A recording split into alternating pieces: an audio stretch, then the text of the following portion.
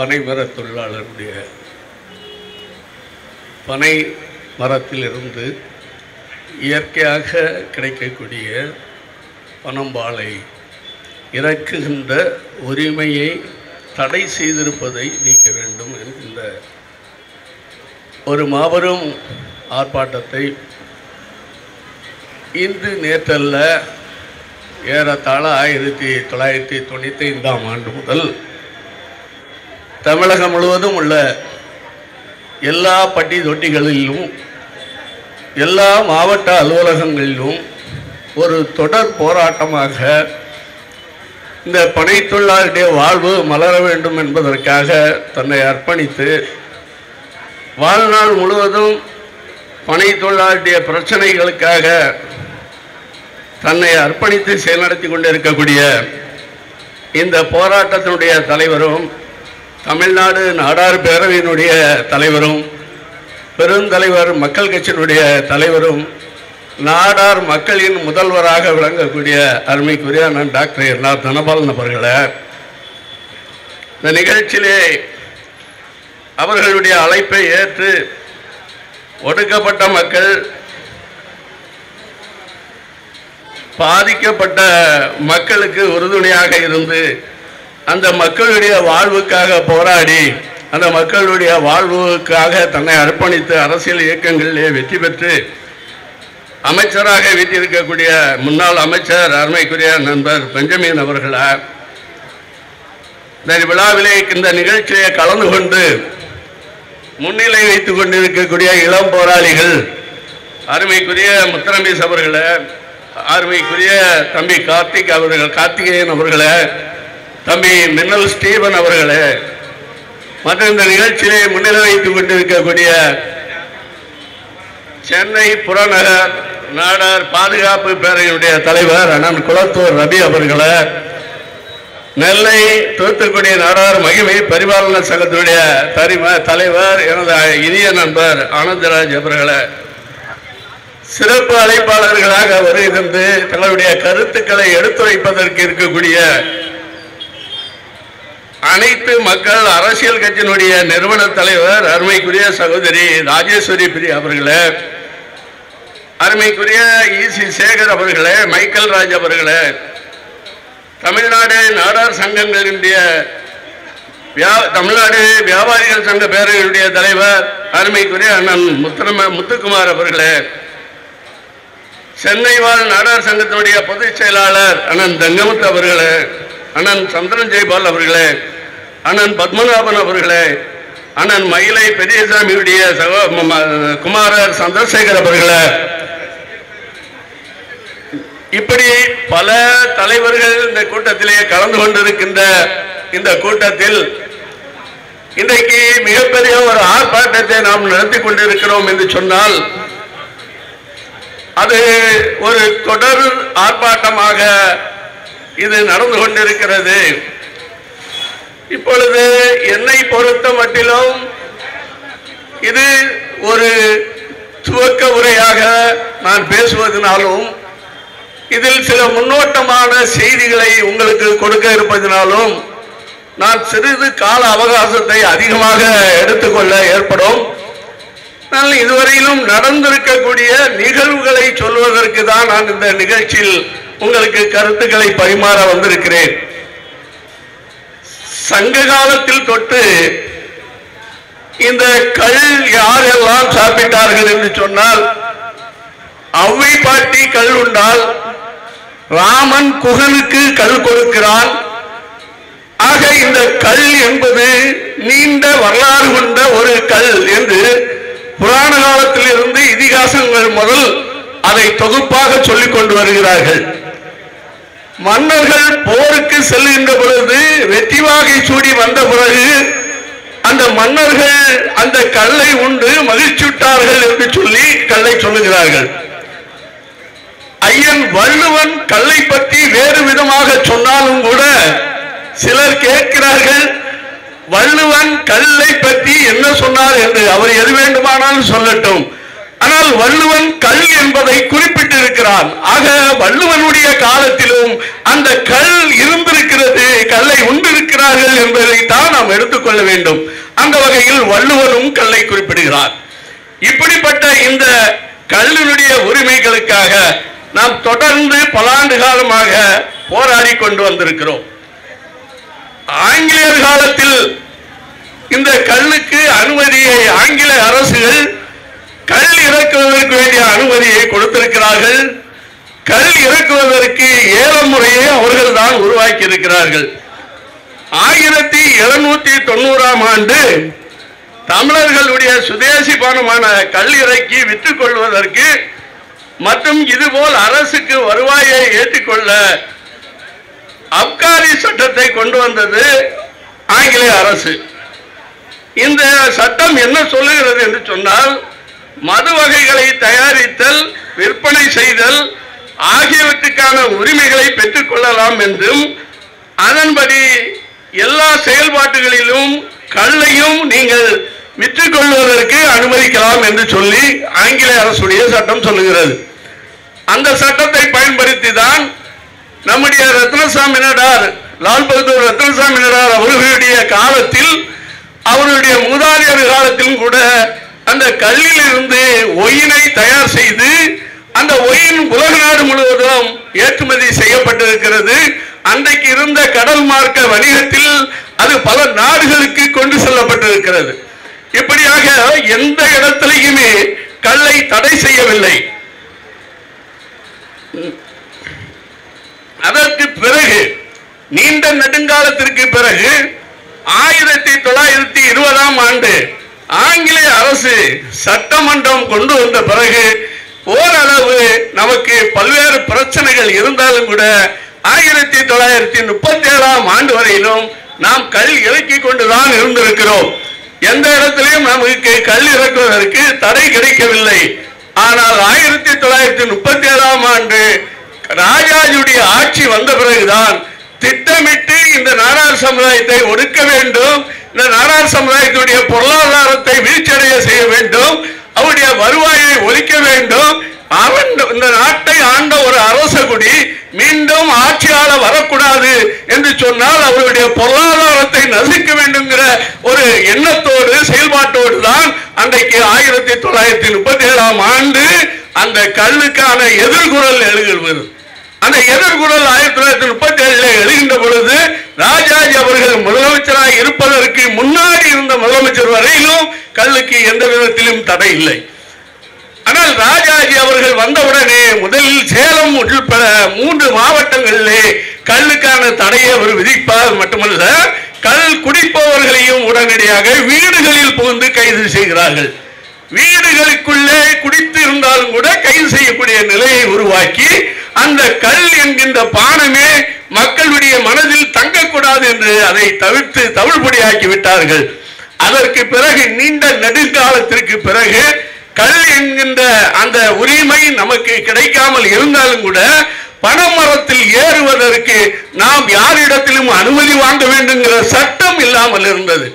ஆனால் சமீப காலத்தில் பனைமரத்தில் ஏறுவதற்கே அனுமதி வாங்க வேண்டும்ங்கிற ஒரு சட்டம் நமக்கு இடையூறாக இருக்கிறது என்பதை நான் இங்கே உங்களுக்கு சுட்டிக்காட்ட விரும்புகின்றேன்.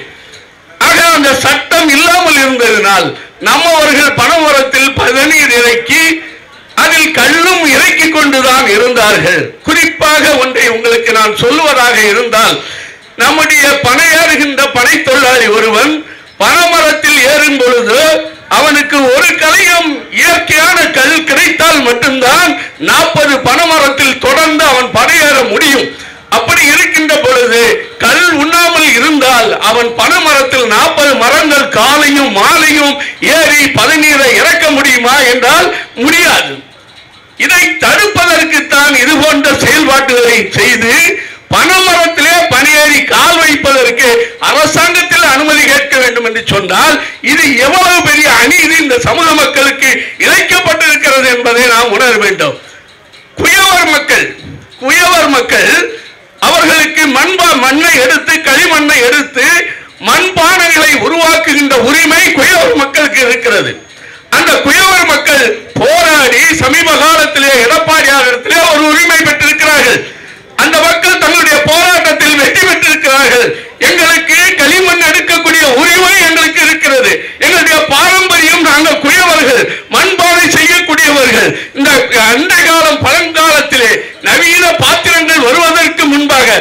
தொழிலாளர்களுடைய ஒவ்வொரு உணவுக்கும் நாங்கள் உறுதுணையாக இருந்தவர்கள். நாங்கள் குயவர் மக்களாக இருந்தாலும் தமிழ் மக்களுடைய அனைத்து உணவு விஷயங்களிலும் அனைத்து பண்ட பாத்திரங்களையும் நாங்களே தயார் செய்து கொடுத்திருக்கிறோம் இத்தனை நூற்றாண்டு காலம். எனவே அந்த களிமண்ணை எடுப்பதற்கு எங்களுக்கு உரிமை வேண்டும் என்று சொல்லி போராடி அந்த மக்கள் அந்த உரிமையை பெற்றிருக்கிறார்கள் என்பதை இந்த நேரத்திலே உங்களுக்கு நான் சொல்லிக்கொள்ள விரும்புகிறேன். ஆனால் தொடர்ந்து 1995 முதல் இன்று வரைக்கும் போராடி கொண்டிருக்கிற நாம் கல்லுக்கான உரிமையை, நமக்கு விதிக்கப்பட்டிருக்கிற தடையை நாம் நீக்க முடியவில்லை என்கின்ற பொழுது மிகவும் இந்த சமூகம் மிகவும் ஒரு வெட்கக்கேடான இடத்தில் நாம் இருக்கிறோம் என்பதை இந்த நேரத்திலே நான் சுட்டிக்காட்ட விரும்புகிறேன். எந்த ஒரு சமூகமாக இருந்தாலும் சரி, அந்த சமூகம் தன்னுடைய உரிமைக்காக போராடாமல் இருந்தால் அந்த சமூகம் செத்த பிணத்திற்கு சமமானவன் என்று பெரியவர்கள் சொல்லுகிறார்கள். அப்படிப்பட்ட உரிமை உள்ளது நமக்கு. பனை என்பது நம்முடைய உடல் பொருள் ஆவியோடு இணைந்து நம்முடைய மூதார்கள் காட்டிய வழியில் நமக்கு வந்தது. ஒரு காலகட்டத்தில் நாம் புறக்கணிக்கப்பட்டு உணவுக்காக நாம் கையாண்டு நிற்கின்ற பொழுது நம்மளை காத்த தாய் என்பது பனைமரம் என்பதை யாரும் மறுக்க முடியாது. அப்படிப்பட்ட இந்த பனைமரத்திலிருந்து நமக்கு கிடைக்க வேண்டிய உரிமைகளை யார் தடுத்து நிறுத்தி இருந்தாலும் அது மிகவும் ஒரு துஷ்டவிஷமானது. அதை போக்க வேண்டும், அதை உடைக்க வேண்டும். அந்த தடைகளை உடைத்தால்தான் நாம் நிம்மதியாக வாழ முடியும். பனையேறிதான் வாழ வேண்டுங்கிறது நம்முடைய நிலை அல்ல இன்றைக்கு. ஆனால் பனையேறும் தொழிலாளிகள் இருக்கிற வரையிலும் பனையேறுகின்ற உரிமையை பெற வேண்டியது நாடார்களுடைய கடமை என்பதை ஒவ்வொரு நாடார்களும் உணர வேண்டும். பனையேறி வாழ வேண்டிய இடத்தில் நாடாறு இல்லை. ஆனால் பனையேறுவது எங்களுடைய உரிமை, பனைத்தொழில் எங்களுடைய உரிமை. அந்த உரிமையை இந்த நாட்டிற்கு விட்டுக் கொடுப்பது இல்லை என்பதுதான் நம்முடைய போராட்டமாக இருந்து கொண்டிருக்கிறது. இதைதான் நாங்கள் செய்கிறோம். 1996ஆம் ஆண்டு ஒரு மிகப்பெரிய போராட்டம் உங்களை நினைவுபடுத்துகின்றேன். எந்த போராட்டம்? சென்னையில் இருக்கக்கூடிய உயர் நீதிமன்றத்துக்கு அருகாமையிலே 1996ஆம் ஆண்டு ஒரு மிகப்பெரிய போராட்டத்தை நடத்தி கொண்டிருக்கிறோம். அதை தொடர்ந்து 2000ஆம் ஆண்டில் அந்த இடத்திலே மிகப்பெரிய உண்ணாவிரதத்தை வைத்திருக்கிறோம் உயர் நீதிமன்றத்திலே. உயர் நீதிமன்றம் அருகிலே நாம் வைத்திருந்த உண்ணாவிரதம் தான் அந்த உயர் நீதிமன்ற வளாகத்தில் நடத்தப்பட்ட கூட்டங்களில் கடைசி கூட்டம். நம்முடைய கூட்டத்தை பார்த்த பிறகு அரசு அந்த இடத்தில் யாருக்கும் அனுமதி கொடுப்பது இல்லை. அந்த கூட்டம் எதற்காக நடந்தது என்றால் யாரையும் புண்படுத்துவதற்காக சொல்லவில்லை. சொல்ல வேண்டிய இடத்தில் சொல்லித்தான் ஆக வேண்டும். சிங்கத்தேவர் என்பவர் ஒருவர், நம்ம ஆளு காசி நாடார், பனை தொழிலாளி, குடிசை போட்டு காட்டிற்குள்ளே பணியாறி கொண்டிருக்கிறார். அந்த குடிசைக்குள்ளே குடும்பத்தோடு வாழ்ந்து கொண்டிருந்தார் காசி நாடார். அந்த காசி நாடாரை குடும்பத்தோடு குடிசையோடு கொளுத்தி, தீ வைத்து கொளுத்தி அவருடைய குடும்பங்கள் எல்லாம் எரிந்து பிணமான நிலையில் காசி நாடார் என்பவர் மட்டும் அந்த பாலை அருவாயை எடுத்து வெட்டி வீழ்த்தி அந்த குடிசையிலிருந்து வெளியேறி பினிக்ஸ் பறவை போல் வெளியேறுகிறார். அவருடைய ஆளுமை திறன், அவருடைய போராட்ட குணம் அங்கே வெளிப்பட்டது. அந்த குடிசையிலிருந்து உயிரோடு வெளியே வந்தார். அன்றைக்கு அவருக்காக நடத்தப்பட்ட போராட்டம் தான் கல் உரிமைக்கான போராட்டத்தில் மிகப்பெரிய உண்ணாவிரதம். நம்முடைய நாடார் சமுதாயம் தமிழ்நாடு நாடார் பேரவை சார்பாக நடத்தப்பட்ட மிகப்பெரிய உண்ணாவிரதம். பந்தலுக்கு மேல் போட முடியாமல் எத்தனையோ பந்தல் போட்டோம், போட முடியவில்லை. அத்தனை பெரிய மிகப்பெரிய கூட்டத்தை கூட்டி அந்த பனை தொழிலாளிக்கு அந்த பந்தல் இடத்திலேயே 3 லட்சம் ரூபாய் நன்கொடையாக வசூல் செய்து அவரிடத்திலே ஒப்படைத்திருக்கிறோம். அப்படி அன்றைக்கு ஆரம்பிக்க, அதற்கு பிறகு 2019-11 சேலத்திலே மிகப்பெரிய பனை தொழிலாளர் போராட்டம். ஐயா மூப்பனார் கலந்து கொண்டாங்க, ஐயா ராமச்சந்திர ஐட்டம் கலந்து கொண்டாங்க. எவ்வளவு பெரிய கூட்டங்கள், எத்தனை பெரிய மக்கள், அத்தனை பனை தொழிலாளிகளும் காரிலும் லாரிகளிலும் பனைமரத்தை முழு பனைமரங்களை ஏற்றிக்கொண்டு பனை தொழிலாளர்கள் லட்சக்கணக்கான பேர் தங்களை நம்பி இந்த போராட்டம் வெற்றி பெறும், நமக்கு பனை கல்லிறக்கும் உரிமை கிடைக்கும் என்கின்ற ஆவலோடு லட்சக்கணக்கான பனை தொழிலாளிகள் தன்னுடைய குடும்பத்தோடு வந்து சேலத்திலே மிகப்பெரிய போராட்டத்தில் கலந்து கொண்டோம். அப்பொழுது திராவிட முன்னேற்ற கழகத்தினுடைய மாவட்ட செயலாளர் வீரபாண்டிய ஆறுமுகம் அவர்கள் பேசினார்கள். என்ன பேசினார்கள்? எத்தனையோ கூட்டம் சேலத்திலே பார்த்திருக்கிறோம். ஆனால் கொட்டும் மழையிலே இவ்வளவு பெரிய மழை பெய்கின்ற பொழுது நாடார் சமுதாயத்தை சார்ந்தவர்கள் உட்கார்ந்து இருக்கக்கூடிய சேரை பிடித்து குடையாக பிடித்துக் கொண்டு மழையில் அசையாமல் நின்று கொண்டிருக்கிறார்கள். இத்தனை பெரிய வீரமிக்க கூட்டத்தை சேலத்தில் நான் பார்த்ததில்லை என்று பேசிய ஒரு வீரபாண்டி ஆறுமுகம். அத்தனை பெரிய கூட்டத்தை கூட்டி இந்த மக்களை வழிநடத்தி கொண்டிருக்கக்கூடிய இந்த நிகழ்வு தொடர்ந்து என்ஆர் தனபாலன் தலைமையிலே தமிழ்நாடு நாடார் பேரவை தொடர்ந்து பணி தொழிலாளிக்காக தன்னை அர்ப்பணித்து வந்து கொண்டிருக்கிறது. அதை தொடர்ந்து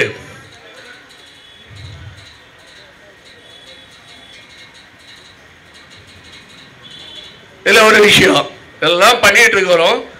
9/9/2021 இன்றைக்கு சட்டப்பேரவை தலைவராக இருக்க நம்முடைய அண்ணன் அப்பா அவர்கள் அன்றைக்கு சட்டமன்ற உறுப்பினர். எல்லாரும் நீங்க தெரிஞ்சுக்கணுங்கிறது தான் இந்த குறிப்பை பேசுறேன். கொஞ்சம் நேரம் எடுத்துக்கிட்டாலும் மறந்துருப்பீங்க, எல்லாருக்கும் தெரியும், ஞாபகம் மறந்து. அந்த சட்டமன்றத்தில் அண்ணா அப்பாவு பேசும்போது என்ன பேசியிருக்காங்கன்னா, பனை தொழிலாளர் கல்லிறக்க அனுமதி குறைக்க வேண்டும். அண்ணா அப்பாவுடைய குரல் என்னைக்கு 2001 9/9/2001 அன்று சட்டமன்றத்தில் அவர் கொடுத்த குரல் வைக்க வேண்டும் என்று சொல்லுங்க. இன்றைக்கு சட்டமன்றத்தில் கல்லிறக்க அனுமதி கொடுக்க வேண்டும் என்று சட்டமன்றத்தில் பேசிய சட்டமன்ற உறுப்பினர் அப்பா அவர்கள் இன்றைக்கு வணக்கத்திற்குரிய சட்டப்பேரவை தலைவராக இருக்கிறார்கள். ஆகவே இன்றைக்கு அந்த கல்லிறக்கக்கூடிய உரிமையை வாங்குகின்ற அல்லது கொடுக்க வைக்கக்கூடிய இடத்தில் அண்ணன் அப்பா அவர்கள் இருக்கிறார்கள். நான் அண்ணன் அப்பா அவர்களுக்கு ஞாபகப்படுத்துகிறேன். அண்ணன் அப்பா அவர்களே, நீங்கள் 2001 சொன்னது 23 ஆண்டுகள் கழித்து இன்றைக்கு உயர்ந்த பதவியை அடைந்திருக்கிறீர்கள், உச்சத்தில் இருக்கிறீர்கள். நாங்கள் உச்சத்தில் இல்லை, நீங்கள் உச்சத்தில் இருக்கிறீர்கள். போராடிய நாங்கள் இன்னும் போராடி கொண்டுதான் இருக்கிறோம். 30 ஆண்டு காலமாக நாங்கள் போராடி கொண்டுதான் இருக்கிறோம். நீங்கள் சட்டமன்றத்திலே இருக்கிறீர்கள், நாடார்களுடைய வாக்கை பெற்று சட்டமன்றத்தில் இருக்கிறீர்கள்.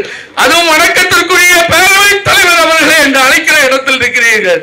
உங்களுடைய கவனத்திற்கு நான் சொல்லுகின்றேன், இந்த இடத்தில் இந்த உரிமையை பெற்றுக் கொடுப்பதற்கு நீங்கள் போராடுங்கள் என்று கேட்டுக்கொள்கிறேன். 2002 ஜெயலலிதா அவர்கள் ஆட்சிக்கு வந்து விட்டார்கள். 2001 ஜெயலலிதா அவர்கள் ஒரு ஜெயா டிவியிலே ஒரு செய்தி கொடுத்திருக்கிறார்கள். 23/4/2001 ஜெயலலிதா அவர்கள் ஜெயா டிவியில் கொடுத்த செய்தி. நான் ஆட்சிக்கு வந்தால் பனை தொழிலாளிய வாழ்வு மலர செய்வேன். அவ்வளவுதான் சுருக்கமா. தேர்தல் காலம், என்னால் அதிகமாக பேச முடியாது. ஆகையால் நான் ஆட்சிக்கு வந்தால் பனை தொழிலாளிய வாழ்வை மலர செய்வேன் என்று நம்ம சுருக்கமா சொல்லியிருக்காங்க. அதுக்கப்புறம் 2002 நான் பேசுவது நடுநிலையான பேச்சு. ஒரு நேரத்தில் யாரையாவது புண்படுத்தலாம், அல்லது இன்னொரு நேரம் இன்னொருவரை புண்படுத்தலாம். நான் எதற்கும் அப்பாற்பட்டு பேசுகின்றேன், தயவு செய்து மன்னிக்கவும். 2002 அம்மையாருடைய உத்தரவுக்கிணங்க சென்னை தலைமைச் செயலகத்திலே 21/3/2002 அன்று BWD கான்பரன்ஸ் ஹாலிலே, இன்றைக்கு அவர்களுக்குள் பிரிவினை இருந்தாலும் அன்றைக்கு நிதியமைச்சராக இருந்த அண்ணன் OPS அவர்கள் எங்களை எல்லோரையும் சட்டமன்றத்திற்கு அழைத்து அந்த கான்பரன்ஸ் ஹாலிலே வைத்து ஒரு ஆய்வு கூட்டத்தை நடத்தினார். இந்த ஒரு கூட்டம் தான் பனை தொழிலாளியுடைய உரிமைக்காக அழைக்கப்பட்டு நம்முடைய தலைமைச் செயலகத்தில் வைத்து உங்களுக்கு என்ன பிரச்சனை சொல்லுங்க என்று காது கொடுத்தாவது கேட்ட ஒரு நிகழ்வு என்றால் அது அந்த BWD கான்பரன்ஸ் ஹாலில் நடந்த ஒரே ஒரு கூட்டம் தான். நானும் கலந்துகிட்டேன், அண்ணாச்சி என்னாடி, நாராயணன், அண்ணன் கரு, நாகராஜன், இப்படி பல்வேறு தலைவர்கள் நாங்கள் கலந்து கொண்டோம். நானும் கலந்து கொண்டேன்.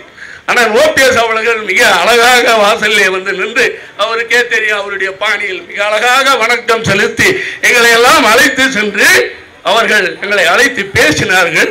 ஆய்வு செய்கிறோம், அண்டை மாநிலத்திலே ஆய்வு செய்கிறோம், எப்படி இருக்கிறது செய்து உங்களுக்கு நாங்கள் சொல்வோம் என்று சொன்னதோடு ஒன்றை சொன்னார்கள் ஜெயலலிதா அவர்கள், ஜெயலலிதா அம்மையார் அவர்கள், நீங்கள் டின்னில் பண்ணி அந்த கல்லை விற்பதாக இருந்தால் அதற்கு உங்கள் தொழிலதிபர்கள் யாராவது முன்வந்து அதை நீங்கள் தொழிலாக செய்தால் அதற்கு வேண்டிய லைசன்ஸை நான் தர சொல்லுகிறேன் என்று அம்மையார் சொன்னார்கள். மறந்து விட்டு பேசக்கூடாது, எல்லாரையும் பேசணும். ஆனால் அதற்கு நாமளும் முன்வர முடியவில்லை. அரசு உதவி இல்லாமல் அதை செய்யவும் முடியாது. அரசுதான் அதை செய்ய முடியுமே தவிர அதை நாம் செய்ய முடியாத நிலை நமக்கு இருந்தது. ஆகையினால் அந்த இடத்திலே நாம் அதை செய்ய முடியவில்லை.